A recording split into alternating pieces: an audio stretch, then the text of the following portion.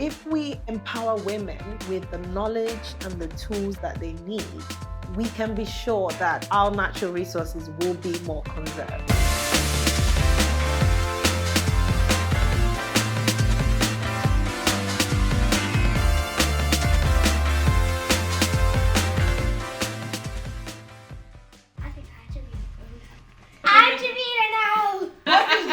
Do for work. Hey guys. Hey guys. What does mommy talk about at work? Sustainability. Yes, Oh, sustainability. Hi. How are you? Hi Jay, how are you? Good. It gives such a London vibe, like Yeah. London city girl. Okay, I love Yeah, that. I love that. Okay, if this goes missing, come to my house. You'll Yeah. find it. Well, you know, this is actually like one of my friends. She's an amazing artist. So we actually got this commission like of me and John, my partners. It's all things that we love, like music I and feel like whiskey glass. cheeky cigarette now and then. Disco ball. He's a videographer. I love it. So yeah, it's great. It's a really great piece. Thank you for welcoming us to your Yeah, beautiful home. of course. This is my friend Jamila Brown, who runs social impact and sustainability initiatives for brands Around the world. around the world. Global. And yes, so as part of the Women's Empowerment and Sustainability series, we're going to be having a very insightful conversation Yeah. with Jay. And she's going to tell us all about her work in social impact, sustainability, women's empowerment, because you're a boss babe, and you also have a girl, so you're raising, similar to me, we have one girl each. Yeah. So we're raising the next generation of powerful women. Yeah. Right? Exactly. Good. Let's have a chat. One thing that we really wanted to make sure was that, you know, I work in social impact, sustainability, those values, not just my job, like it's really like who I am on the inside. So we brought a lot of that into how we're doing up the house. Yeah. We found an amazing water-based dye company up in the north of England who sent us the stain for the floor, which is zero toxic. Oh wow. Non-toxic. And then we varnished it again with a like chemical-free overcoat. So it's done completely with like water-based dyes, natural dyes, etc. And we changed it from orange to this nice like sort of rich dark color. Do any of you have any additional knowledge about Um, building and No, interiors? no. So one thing I will say is that like we are definitely like DIY novices. John loves to show people. There's a part of the floor here where I was sanding, and it's a little bit wavy, but we got a rug, so it's fine. You know, there's this whole thing like everything always has to be so perfect. Like it really doesn't. Like it's a house, we live in it. Yeah. I've got a kid. Exactly. She's gonna destroy it. You know, you want to make it nice. You want to do it in a way that's ethical, but it doesn't. Nothing needs to be like, you know, so plastic and perfect. Yeah. Exactly. And I think that's what makes it a bit more edgy, no? So yeah, so with our furniture, again, we try not to buy anything new. So a lot of times we're looking for opportunities where we can salvage anything. So I've got a whole list of like warehouses that I like keep an eye on, you know. Nice. Facebook Marketplace, this sideboard, Facebook Marketplace. No. And it all just comes together, right? You find these great little pieces. And the prices are good, right? Yeah, I mean, that's another thing, right? Everyone's like, oh, being more sustainable means spending way more money. But I think there's a way that you can find a balance of like, okay, some things like paint, you know, definitely this paint costs a little bit more than regular paint, but it's okay because you offset that by finding things that are more economical, right? So these chairs, amazing chairs, but like look terrible right now, right? But like great frame, like good cushion, just need to be reupholstered. Yeah, but that's actually inspiring for me, really. That, I mean, you did buy it like this. Yeah, totally. But then think of like the potential, right? And also, you know, being in our line of work, I'm constantly meeting people who are creating really innovative products. So recently I ran into the Milo leather guys who do the mushroom leather that like Stella McCartney was using, Adidas, all these cool brands. And I'm like, give me some Milo leather offcut and I can reupholster my chairs. I'm passionate about people and I'm passionate about ethical messaging. And if that is done in a visual way, then like how exciting is that, right? I love that. Yeah. I love that. I mean, if you look around, like we don't have a light fitting.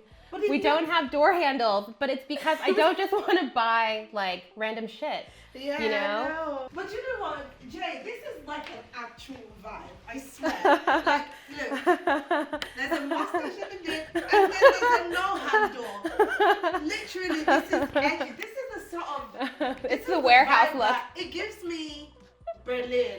And Yeah. Central London. Okay, I love It that. gives me Berlin. I will say that the mustache and the lips were from the from the original tenants. They had, girl, let me tell you, they had writing all over these walls, like in French, stencils. I mean, But we've kept that for now. It's giving me very artsy. Maybe I'll keep it. I kind of hated it, but now I'm into No, it. I love that. Berlin. Actually, it's giving It's really- Berlin and Ealing. But also, Berleeling. Nope, that doesn't work. Okay, I hope you've enjoyed the tour of downstairs. I am going up with Jay. You hear all about her work in sustainability, motherhood, relationship, and everything else in between. You ready to chat, Jay? I'm ready. I mean, not that we've not been talking for the last 2 hours, talk a but lot. come on. Tell us a bit more about what you do on a day-to-day with your work in impact and sustainability. Essentially, my job is to work with brands, so their leaders, their teams, even their customers, to think about how they can better integrate the principles of sustainability and social impact into the products and processes that they already have in place. So my day-to-day is really meeting with the teams, meeting with the leaders, understanding what their challenges are, giving them, a bit of insight into what innovation is out there. I think I kind of sit in between like the real like geniuses, right? The real like scientific experts in this space, which I am not, who are like, coming up with these cool solutions. I sit in between them, the options that are available, and then the business operators who essentially at the end of the day need to deliver a profit, right? Yeah. And the way they do that is by creating a product or a process that their consumer needs and wants, right? You talked about not being the expert when it comes to the scientific cool solutions. Yeah. And you sitting at that intersection.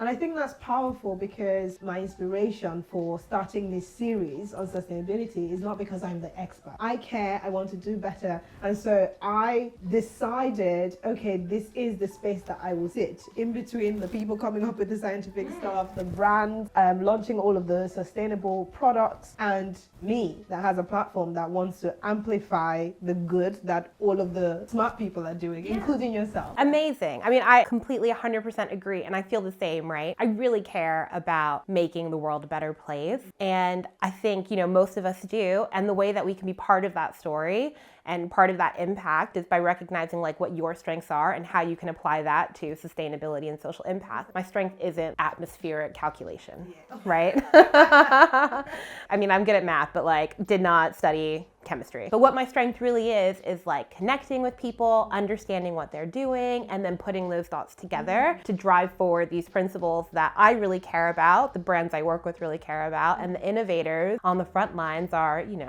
building for us. So that's what I do every day. The way I base my framework, essentially, of delivering what I consider an ethical product or process is around 8 key tenets. For a lot of people, when they think about sustainability, they really only think about the environmental side, but actually the social side is equally as important, right? If we've got a whole bunch of people solving, the climate crisis and all of these issues and completely forgetting about the impact on people who maybe aren't part of that conversation, then we'll just end up with a whole new set of issues. But people who are also affected, right? 100%. And actually, had we considered some of these groups originally, we maybe would not have let it get to the point that it has gotten to, right? So I think these things really go hand in hand. And actually, my TED Talk.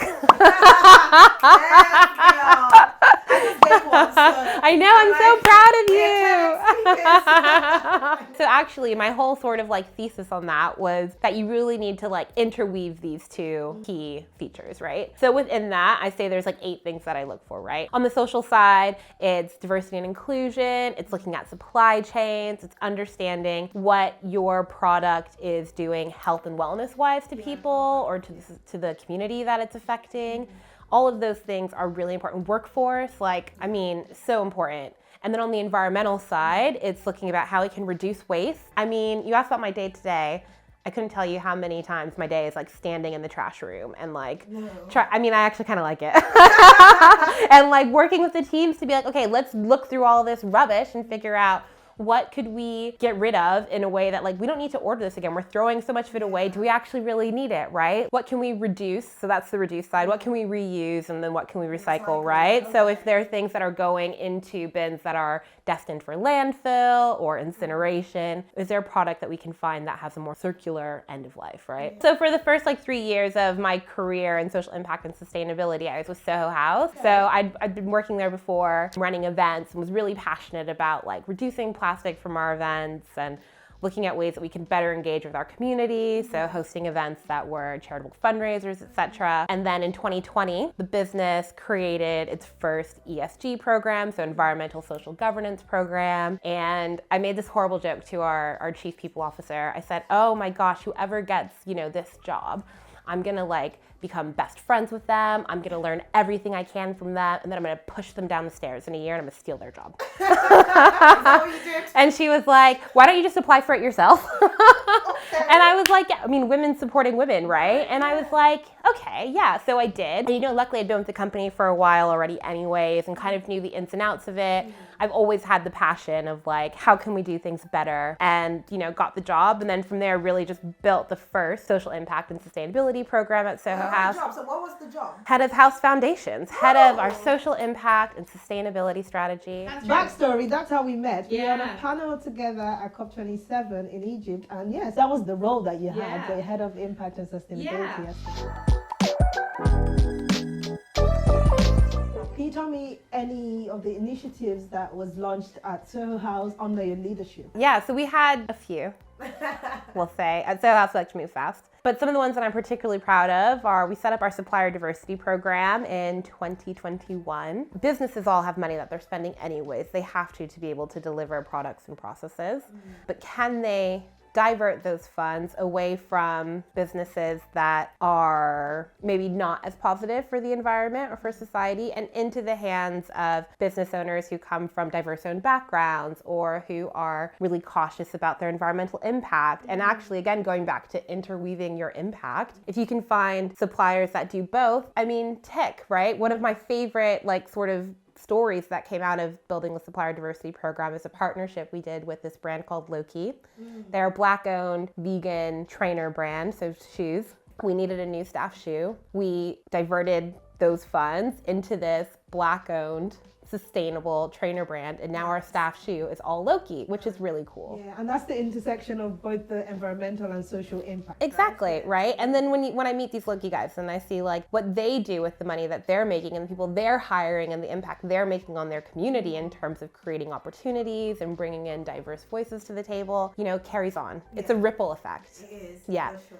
So the supplier diversity program, really proud of. Okay, this goes back to me loving standing in the trash room. So one thing I think is really interesting about sustainability, especially when you're working with a global brand, and especially one that is very operationally on the ground, is that every region that you go into is at a different stage in their journey. And that is purely because of cultural and legislative differences, right?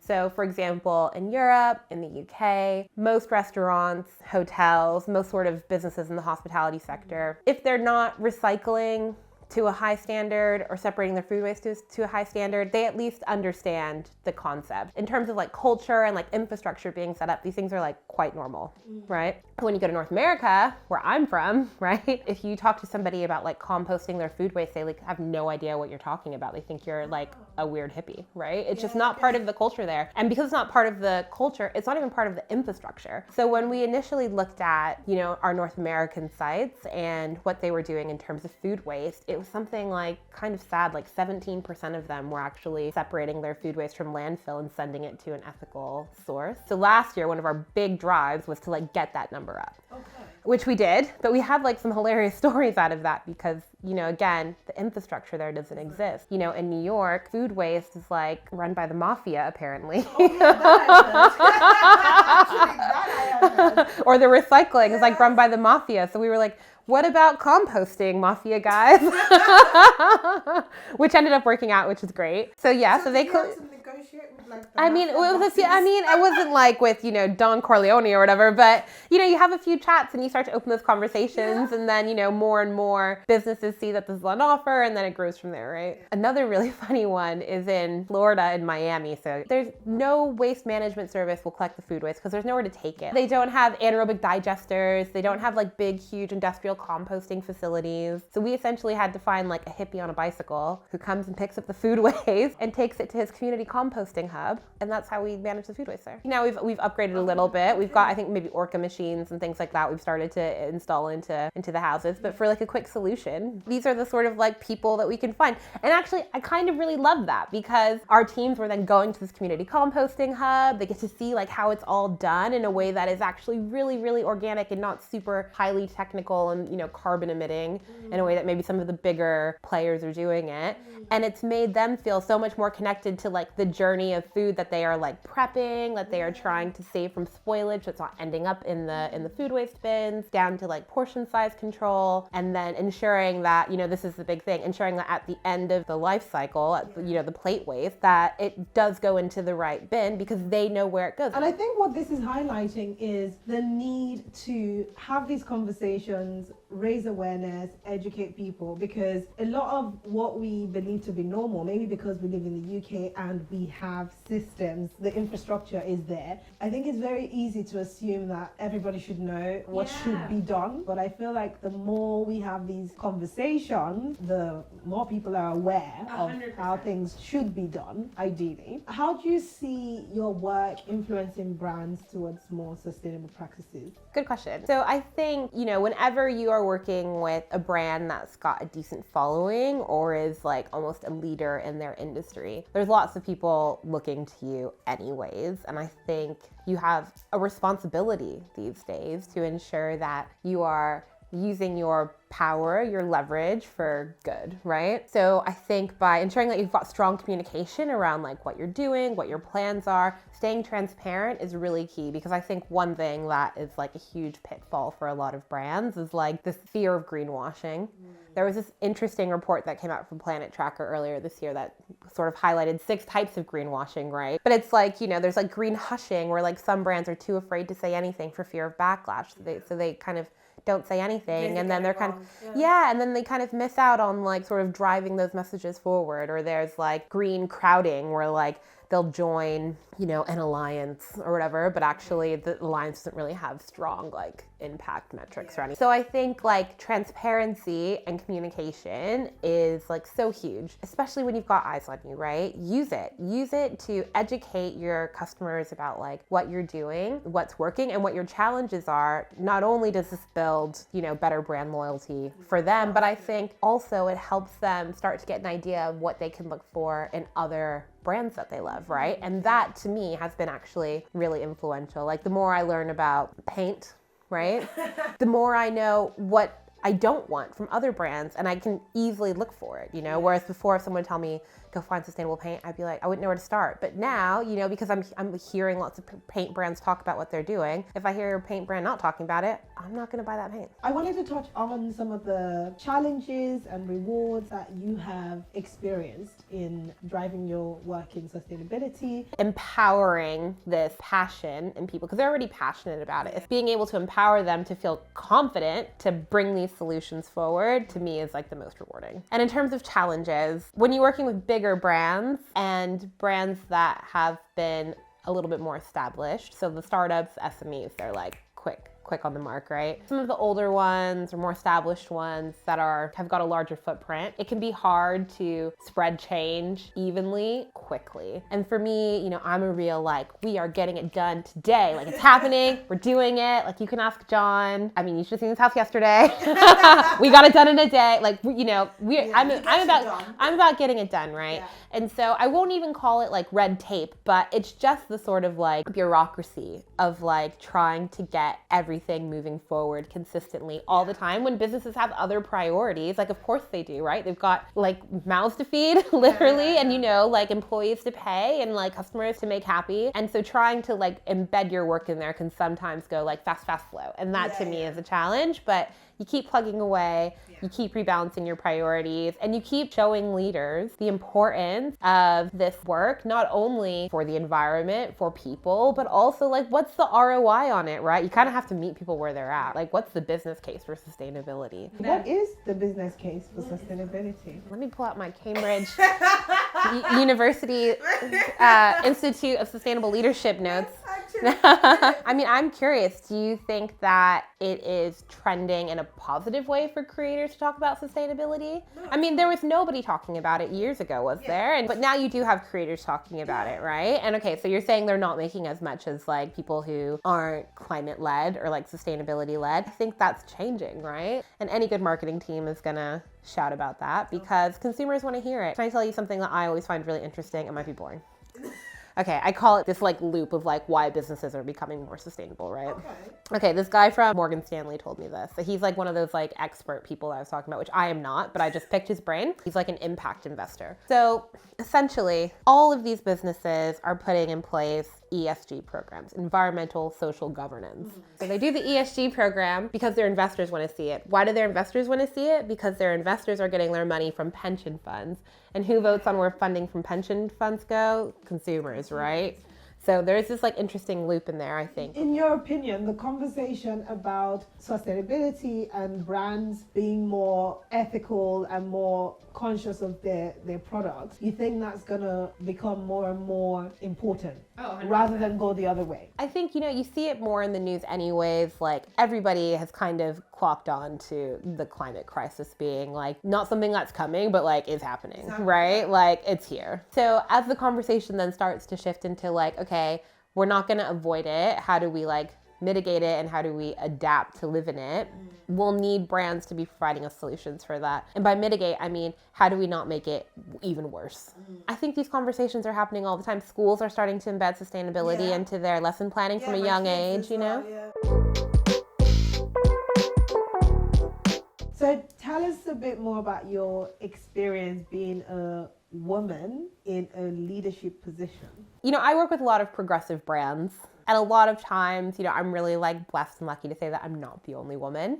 And I think I find a lot of strength in numbers almost, I feel like I almost have a responsibility as a leader, as a female, to then model the things that I wish I didn't feel so insecure about when I was younger. So for example, I'm also a mom, And when I first started working as a mother, I was really nervous about ever needing to like leave early to pick up my kid. Now that I don't have to feel nervous about that, I try to do it confidently and loudly so that the girls who haven't had kids yet but might do soon think that it's okay, that you don't have to feel nervous about it. Even if I'm a little bit nervous, I pretend I'm not and I'm loud about it. I'm like, I'm going to collect my child.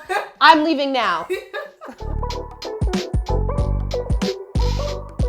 A bit more about your experience with motherhood. Okay, well, being a mom is like, oh, it's amazing. No, it is amazing. It's also like super challenging, especially when you are trying to work full-time, mom full-time. At one point I was studying as well. It's a lot, right? Yeah. I was a single mom when Ellie was born. So I started like from the beginning as a single parent. And I had moved back to Florida actually to my mom's house when I was pregnant, had Ellie there, and then we just kind of like chilled for a year as I was like getting my bearings. And I felt, in Florida that my time in London like was not done. And like I still had all these goals I wanted to accomplish, right? When Ellie was 1, I was like, right, I'm ready now. We are moving back to London and we're gonna go like make our dreams come true, Ellie. Like probably like the first like 2 years we were here, I like never got my hair cut, never got my nails done.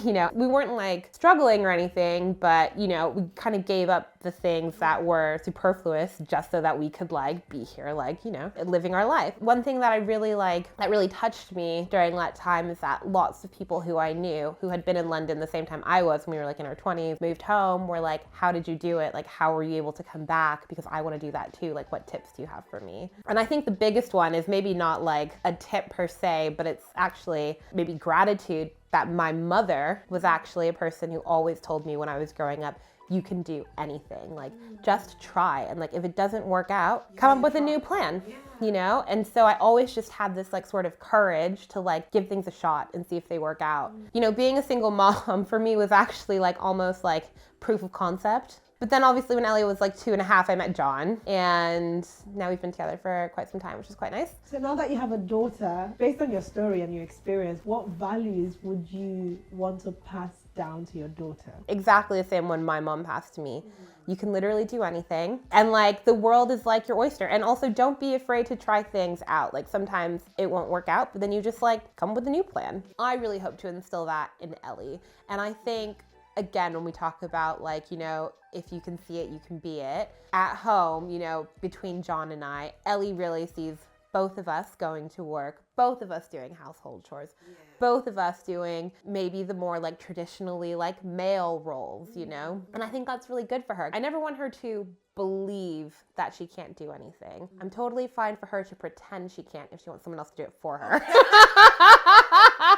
But as long as she knows she could do it if she wanted to, that's it, you know? Let's talk about you combining two of the hats you wear. One as a leader in sustainability and as a mother, right? Who has a daughter. So when the two overlap, right? How do you teach your daughter about sustainability? Okay, well, I think that one thing I'm good at is like reinforcing positive behaviors that I see from her and then helping her understand actually their wider impact, right? I've got a good example. Ellie has like, this is actually not sustainable. She has a million things. But every time when it comes to her clothes, and she loves her clothes, right? We'll go through, we'll take a look. I'm like, okay, Ellie, this dress does not fit you anymore. We're gonna have to, like, I call it give it to the babies. And so often Ellie is like, actually, we could turn this dress into a top. She's made like headscarves. She's got loads of pairs of like leggings that are now like long sleeve crop tops. And I always tell her like, do you know what? That's actually so great that you're doing this because it's super creative, but to extend the life of something so that you don't need to keep rebuying. And she gets really excited about it, and she loves like showing off to people, like this used to be a dress, now it's a shirt. And I think it's fantastic. I think another thing that we discuss a lot is like when we're shopping, we'll talk about, you know, if she wants this thing, or like even in the grocery store, if we have the option of this or that. We kind of look at, okay, which one has less plastic or which one is made more ethically, right? And so having those discussions about why we're making this choice versus this one. I talked about nothing but food waste last year, and Ellie will now like call people out if they're putting things not in the food waste bin, you know? As she gets older and more confident and is like really becoming more and more independent, those values will just be like the norm. You know, it won't even be something that she's consciously having to think about. It's just like, this is how you do it. Yeah, and I know this as a parent, that children do what they see, not what they're told. But it's in the day-to-day interactions, the conversations, the actions, really. And I think that's very, very beautiful. I think like this is all the more important, like being a mother, teaching your kids about sustainability and having them then role model that to others. Because John and I just found out we've got another one on the way. Oh my God. Oh, Jay, congratulations. Oh my God. All right, it's still super early. But just think, she'll, you know, like she'll be 8, 9, 10. This one will be just starting to grow up, and she'll be teaching them about how to like upcycle your clothes and like, you know. Did we just get a pregnancy announcement? Yes. I mean, this is a great way to end this conversation. It's been such a pleasure chatting to you, Jamila. And what a beautiful way to wrap up this interview with a pregnancy announcement. Congratulations, Thank you. my love.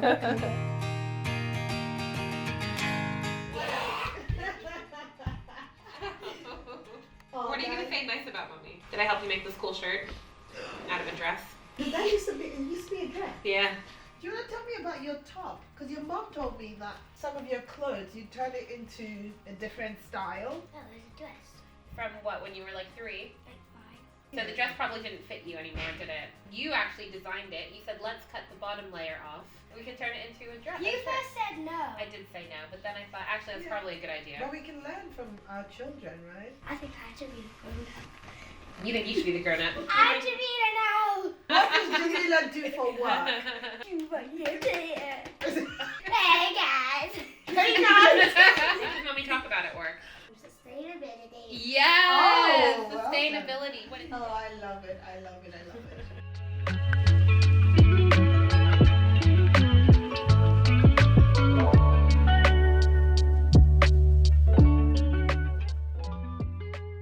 I really love it when Ellie is being considerate of the environment and also people. And at Ellie's birthday the other day, she did something that I thought was really lovely. She was bringing in sweets for the whole class, and she made sure that we had some vegan sweets and some halal sweets so that everybody could be included in the birthday. It's nice to be considerate and make sure that everybody can feel included and join in on the things that we do in life.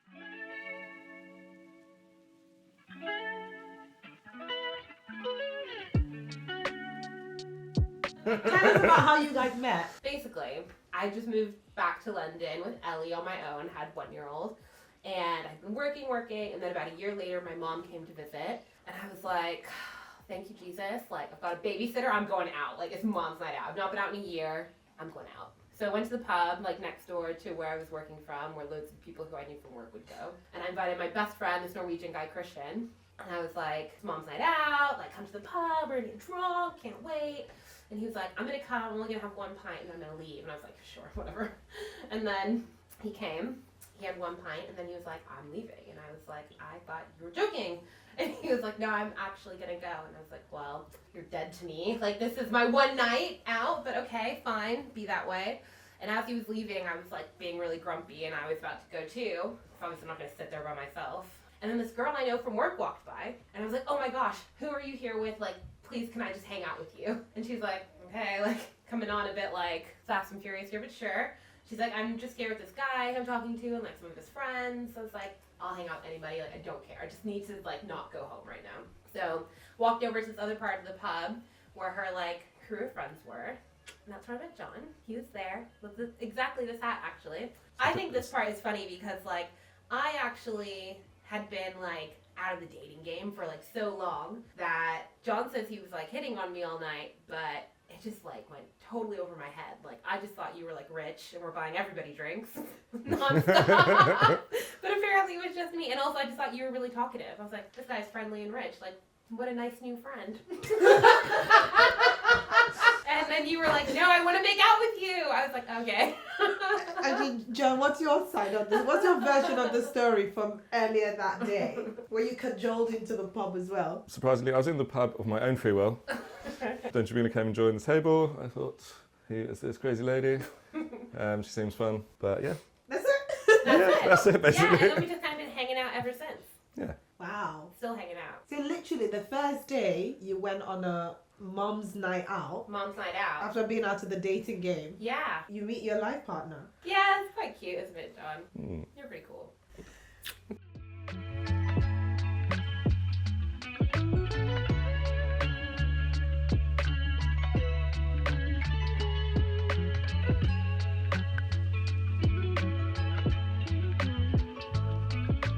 So I'm gonna go through a quick couple fire round question to Yeah. kind of just understand how similar or dissimilar you guys are. Okay. Summer or winter? Summer. Summer in England? Okay. Summer. Going out or staying in? Going out. I mean, I like to go out, but not the way that you go out. Like, you go out, and I'm like a bit old for that. Like, I like to go like soft out. Chill holiday abroad or exploring? I think you need a bit of both, Both, right? yeah. Yeah. US or UK? For what? Like football? I mean, I live here now. Let's just say that. Yeah, I'd give US a go, but I'd move anywhere really, actually. yeah. So much of the world to see. But happy here for now. You are such a special girl. We need to have a play date for sure. Yeah. Because she also has a little baby daughter. How old is your daughter? 2. 2. That's fun. Yeah. Bye, sweetheart. Bye, my love.